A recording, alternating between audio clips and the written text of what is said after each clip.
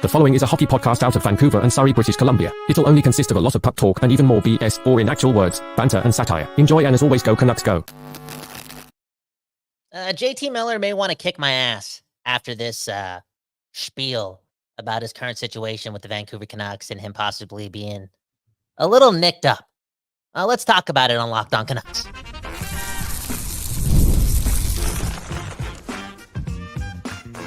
You're Locked On Canucks, your daily podcast on the Vancouver Canucks, part of the Locked On Podcast Network, your team every day. Okay, we back doing this, and when I say we're back, I mean, seriously, we're back. We just went live a couple hours ago, and here we are doing it again on Locked On Canucks in the Don't Doze Art Lab, because man, oh man, JT Miller may or may not play tomorrow, which makes a lot of sense, right? He may have been injured in the preseason or in training camp, right? A little banged up.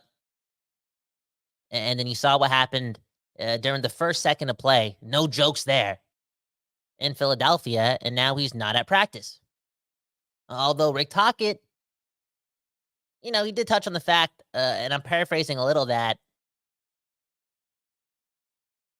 there's a good chance that Miller still plays, right?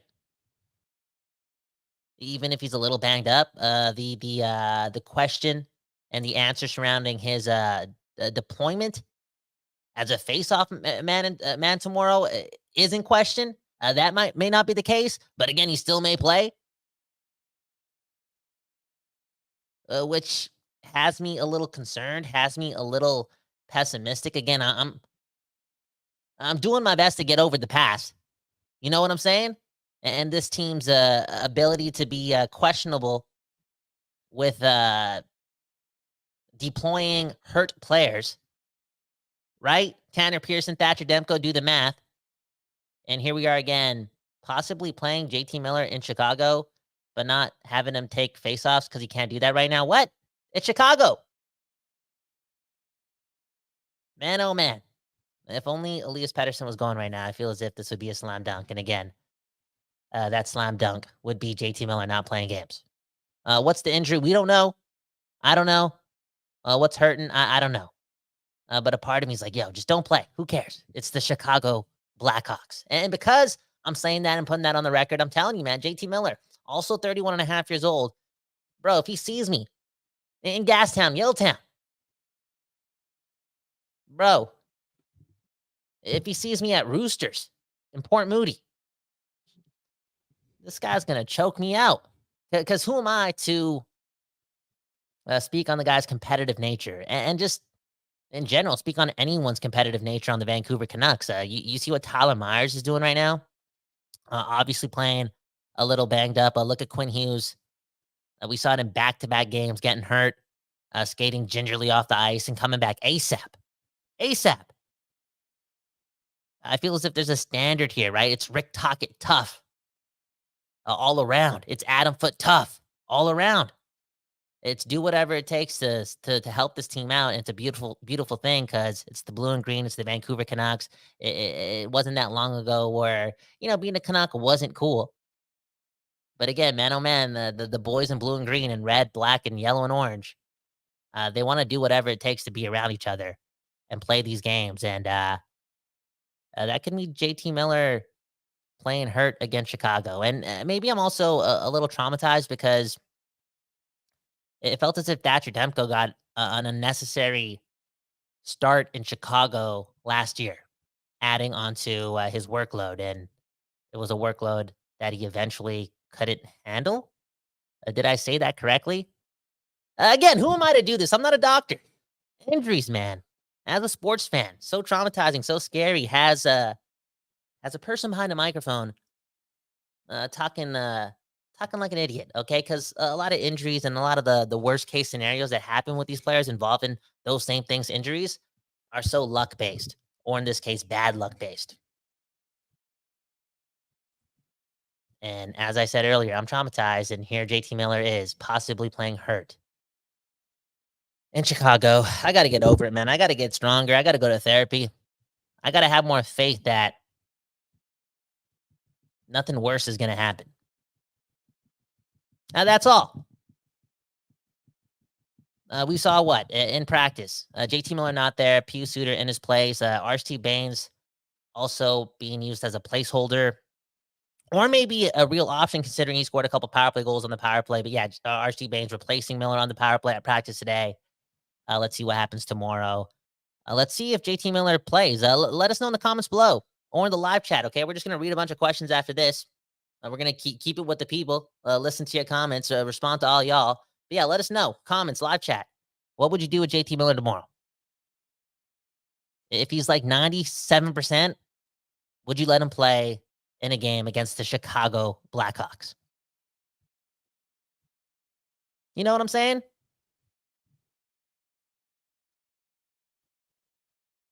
It is what it is. Okay, let's get to the comments. Look at this from Infamous. Okay, Electric Lettuce and Canucks Talk, LFG.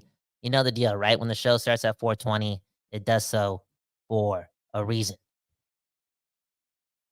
Look at Clifford, man, asking how everyone is doing tonight.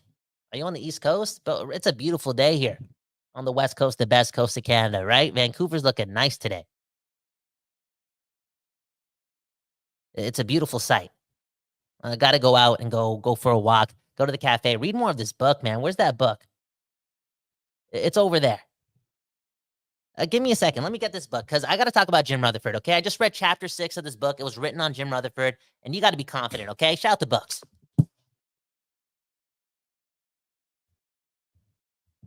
Okay, I'm back. This is the book. It's called The Franchise, okay? The business of building winning teams. Written by Craig Custance. Did I say that right? I hope so.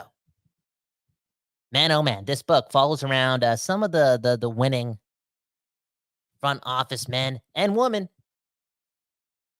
in the NHL, and dives deep into their philosophies. Right? You talk to Julien Brisebois. Did I say his name right? You talk to who else? You talk to Lou Lamoriello. What stories on him? And then you also talk to Jim Rutherford. And I read chapter 6. And look at Richard, man, asking if the book it doesn't have nudes, but it has a lot of bare naked information.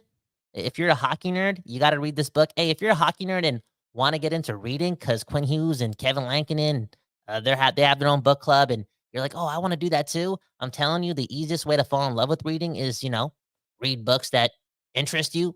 Common sense, right? In this case, right? You watch this hockey podcast, you're listening to it. I'm telling you, you can get addicted to reading books by reading this book. It's so good.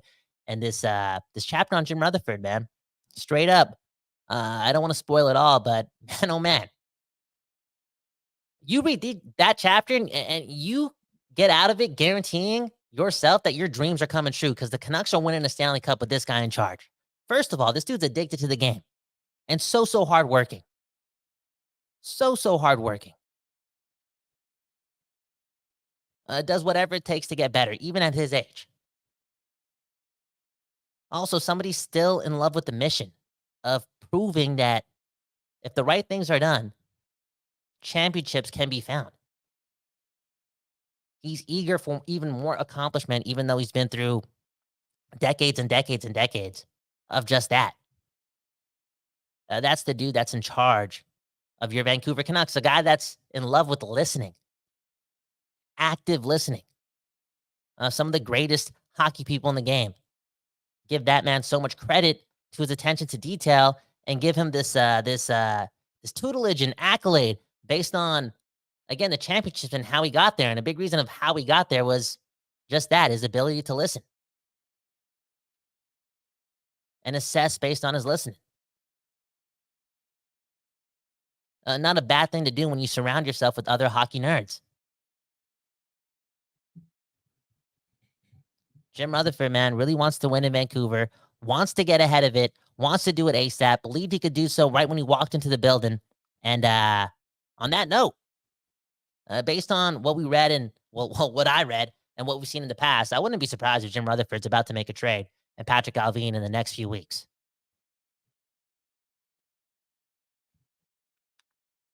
You heard it here first, kind of. Man, oh man, one left to Jim Rutherford. We're winning a cup. Richard saying he reads every day. There you go. Infamous asking, what have I learned from that book overall? Again, I don't know about you, but I feel as if we all want to get better, right, at what we do. And these leaders, these presidents of hockey operation, these general managers, man, their attention to detail, especially with Julian Breezeball, right? Like, am I saying his name right? It's a Breezebois, the guy for Tampa Bay. The attention to detail and prioritizing doing your best with any activity that you're doing can ultimately, again, have you find championships.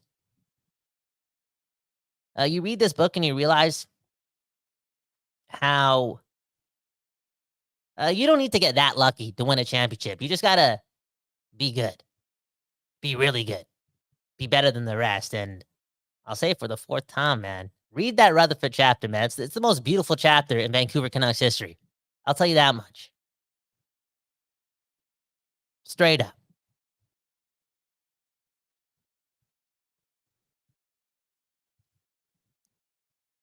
Look at Vancouver is my life. Talking a little bit more about the Miller injury, an injury again that we don't know the name of, an injury that happened way back in September, and there's no real information on it. Vancouver is my life is asking, why wait so long for an injury update? I don't know. These teams, they like to be secretive. It is what it is. You got to think about it, right? The hockey is the most physical game out there. And how many games do they play a year? 82.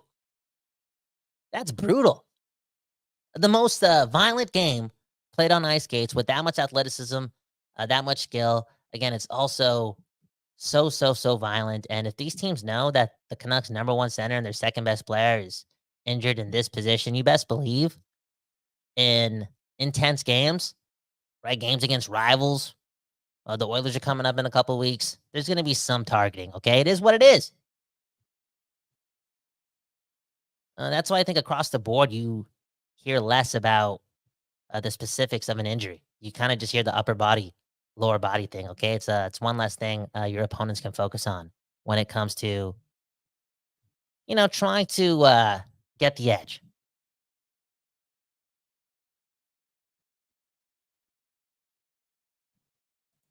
Phoenix saying, is writing this, this dude is wearing sunglasses indoors. A, it's really bright outside, and B, it's 420 all the time. Let me live my truth. Look at this comment from Dan Jardine. Okay, when Dakota gets back in the lineup, he and Kiefer Sherwood will be a wrecking crew for the Vancouver Canucks.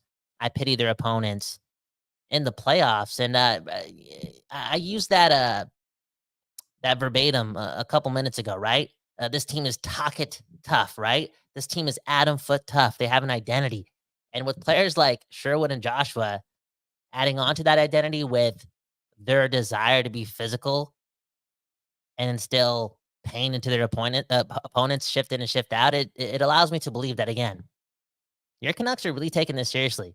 And they're trying to do this the hockey way. They're trying to win a championship here.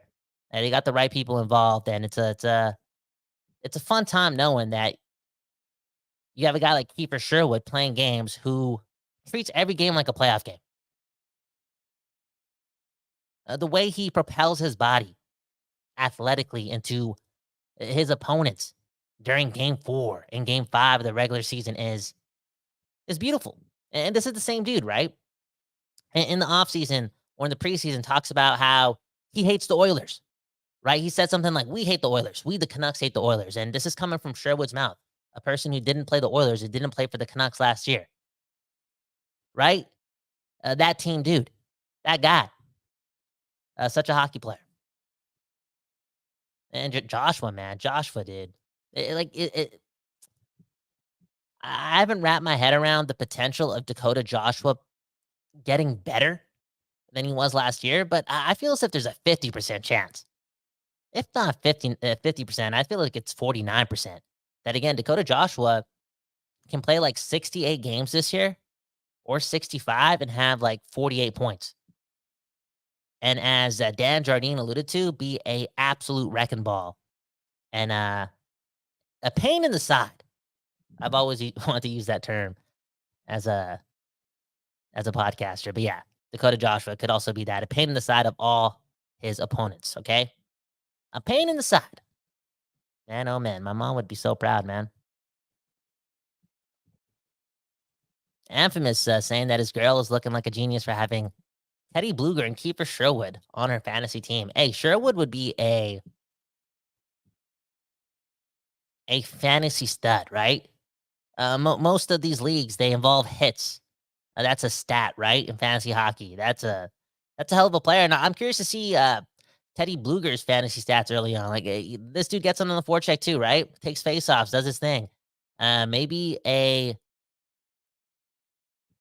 fantasy stud early on for sure in some lineups. Hey, speaking of fantasy, man, I was talking to a homie about how Hockey Night in Canada can be more must see across the board every Saturday for all hockey fans, and also just give a respectable broadcast. Okay, one that's not so boring.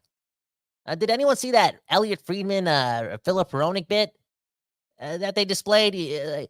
Like, how can Hockey Night in Canada be less blah? Okay, less meh, less 5 out of 10. What if they prioritized again the Saturday and a section of that Saturday on fantasy hockey?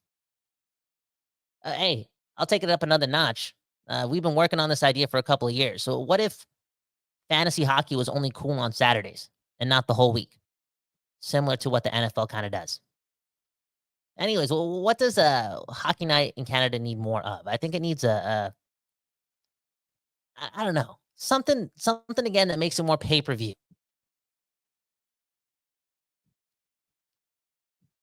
Because I feel as if a lot of people like will watch the game on Hockey Night in Canada, and then as soon as the period ends, it's like they're off to the microwave or they're on Twitter or on some like YouTube watch party, you know, and in the comments.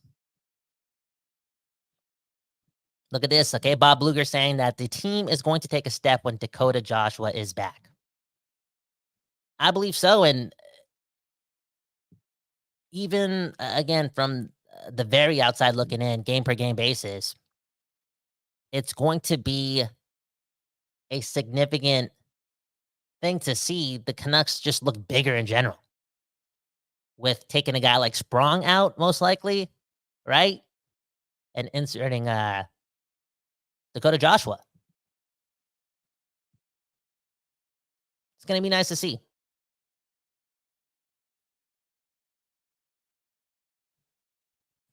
Look at this comment from Phoenix again, man. Sunday Night Football just copied Hockey Night in Canada. Did you know that? Damn, send me that book. I want to read that.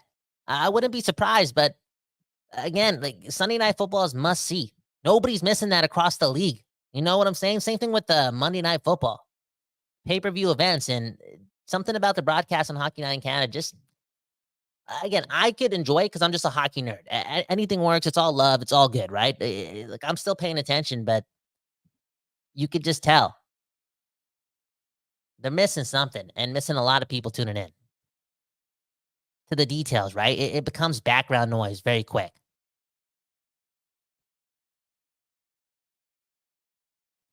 Look at Bob Bluger. Okay, I'll give him the last comment, okay? Let's stick to hockey, okay? Dakota Joshua is a good penalty killer. Maybe Neil Zaman goes out. Yeah, who do you want more in the lineup? Okay, Dakota Joshua comes back in. Do you want Neil Zaman or more Daniel Sprong? And I'm patient and I'm all over the place. So I know one day Daniel Sprong is going to do his thing and it's going to shine bright. And maybe I'll look back at this and be like, oh my God, I was such an idiot because I thought Neil Zaman was way more impactful to this team and somebody that we need more of. And man, oh man, that's what I'm doing right now. Again, it's the truth. I like Neil Zaman. I do. Come on, Aman. I think he's pretty neutral. He doesn't make mistakes. He does his thing. He's pretty good in the penalty killing department, you know? There's something there.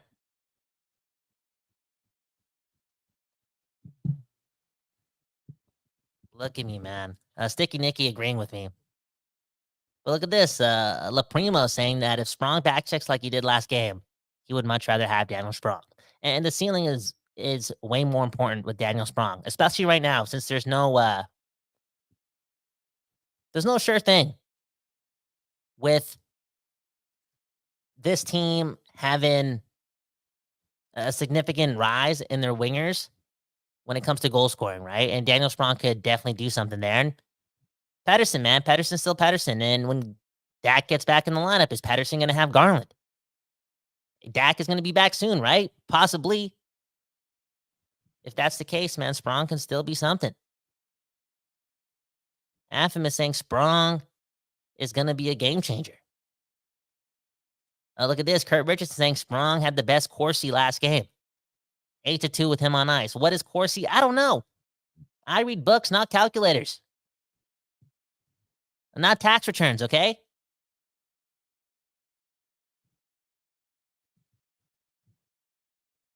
It is what it is. Right now, it's Neil Zaman. And I may be an idiot, but that's okay, because I'm a Canucks fan. And I'll go wherever the ship is going. Bob Bluger saying a little more Sprong. You know what? I'll say one more comment because Andrew said something cool. Okay, so Andrew's saying for no reason at all that he's all in on Noel Juleson. Okay, somebody that we haven't mentioned during this episode. That being said, you want to talk about cool stories, and we did talk about stories right from this book, The Business of Building Winning Teams. Go read it. The other story that was really significant today that I read was a comment in our Discord that Andrew was cool enough to be vulnerable about. And it ended up being Noah Juleson being involved in this beautiful story, being one of the main characters alongside Andrew. Noah Juleson, a good neighbor, one of the best neighbors. And as we say it every time on this program, that's the point of all this, man, to look after our neighbors and be good to them. That's how Vancouver saves the world.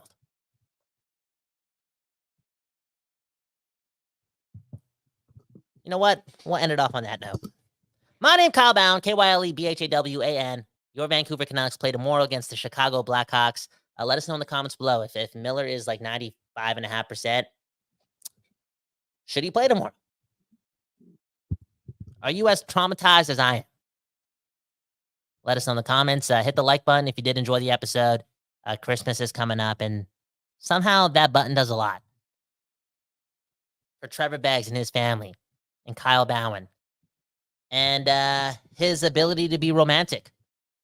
The power is in your hands. And again, do so if you enjoyed the episode. If you're listening to this on the podcast side, leave us a review. That also does wonders for us. And one love to the Don't Doze Art Lab for giving us the space to allow us to give you that West Coast bias on the daily. Read the blog, right? Link in the bio.